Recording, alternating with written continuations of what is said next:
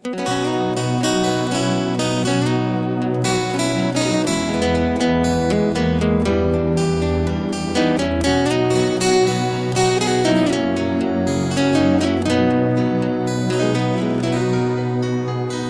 lấy nung đan xe lung cả kê kiếp chia cây vàng hi lâu hăng bằng hôn hoài hôn pi ôm thi tua cây hôn pi lam pi đi ca qua đắng hi lâu hoài từ xian mang con đây Giêsu mà hi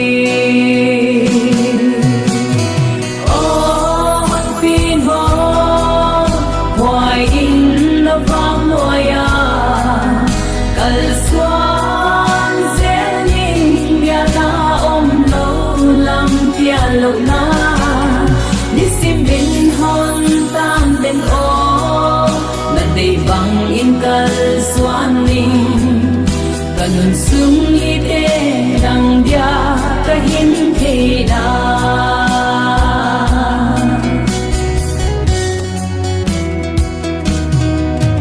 khát về về sim lấy nộp giặc na đền hồn sắm rồng đang còn ba na hi lâu vì băng thêm đi đằng kia na hi tăng tôn ba na cả ít đâu ba đằng hồn đây te hi tăng tôn ba na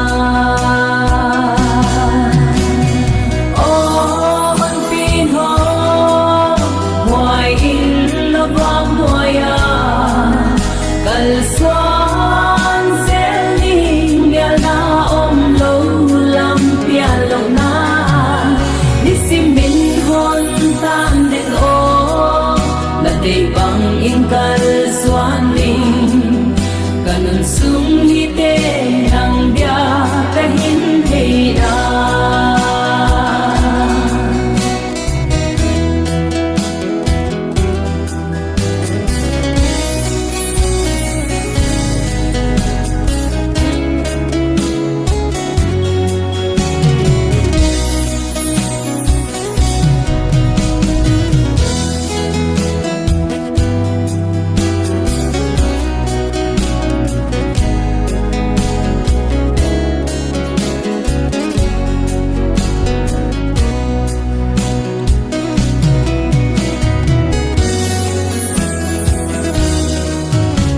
Soạn tiếng đây lâu các khá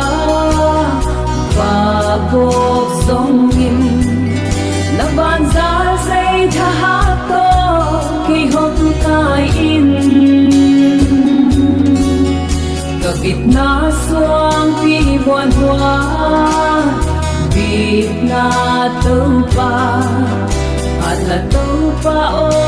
cầm ba hông cài in